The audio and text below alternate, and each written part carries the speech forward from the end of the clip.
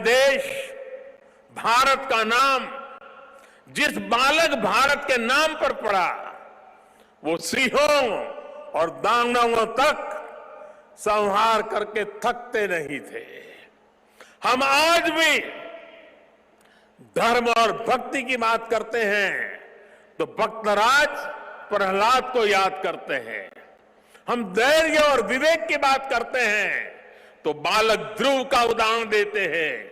हम मृत्यु के देवता यमराज को भी अपने तप से प्रभावित कर लेने वाले नचिकेता को भी नमन करते हैं, जिस नेत्री नचिकेता ने बाल्यकाल में यमराज को पूछा था, व्हाट इज डेथ, मृत्यु क्या होता है।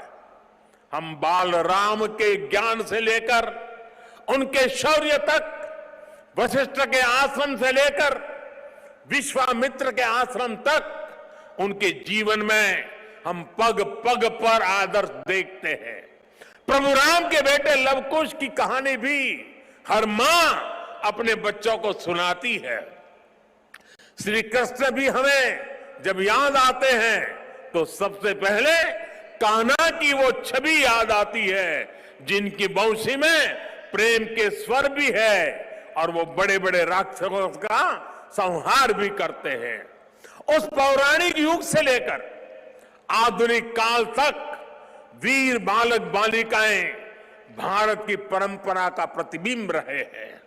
लेकिन साथियों, आज एक सच्चाई भी मैं देश के सामने दोहराना चाहता हूं।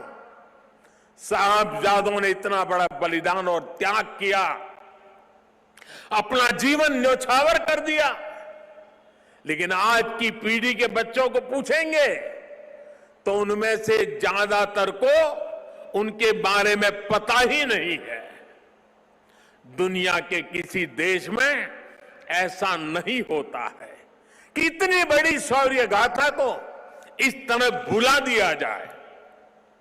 मैं आज के इस पावन दिन इस चर्चा में नहीं जाऊंगा कि पहले हमारे यहां क्यों वीर बाल दिवस का विचार तक नहीं आया, लेकिन ये जरूर कहूंगा कि अब नया भारत दशकों पहले हुई एक पुरानी भूल को सुधार रहा है।